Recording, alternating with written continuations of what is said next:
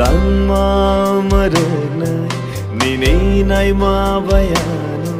Geraknani fanrumo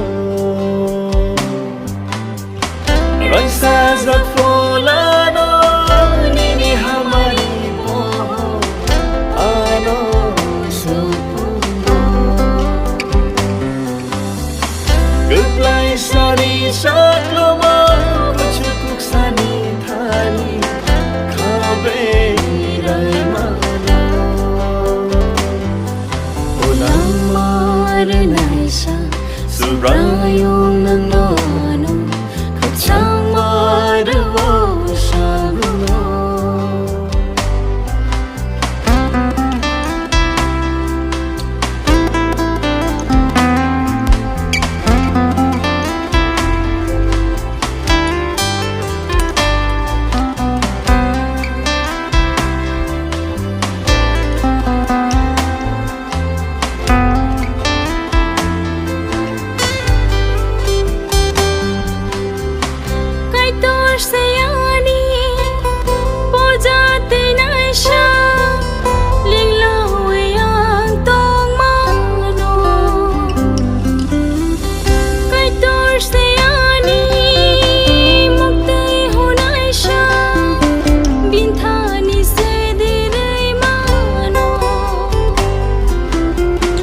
Rwnaisa zakfolano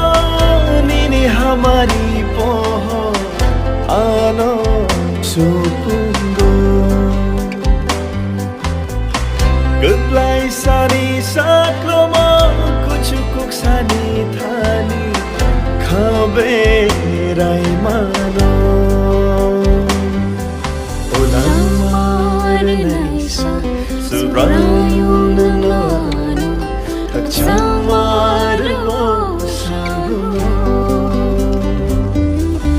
Langma Rwnaisa Nini mabayano Geraknani fanrumo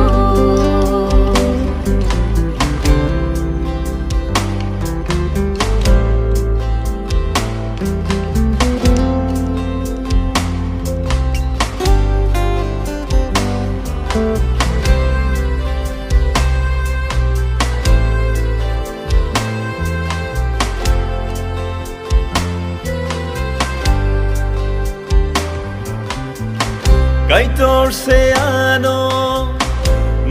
Rwnaisa Hambai loklaigla Tei Ani chwba khlainaisa mwsamung kirigla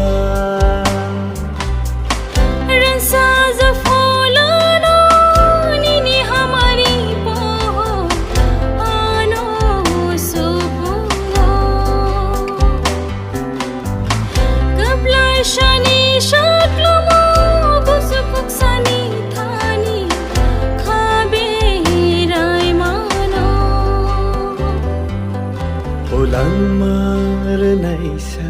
Subraiyung nang mano khakchang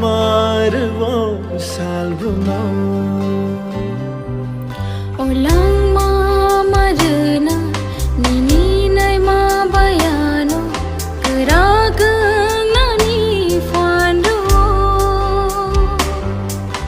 Langma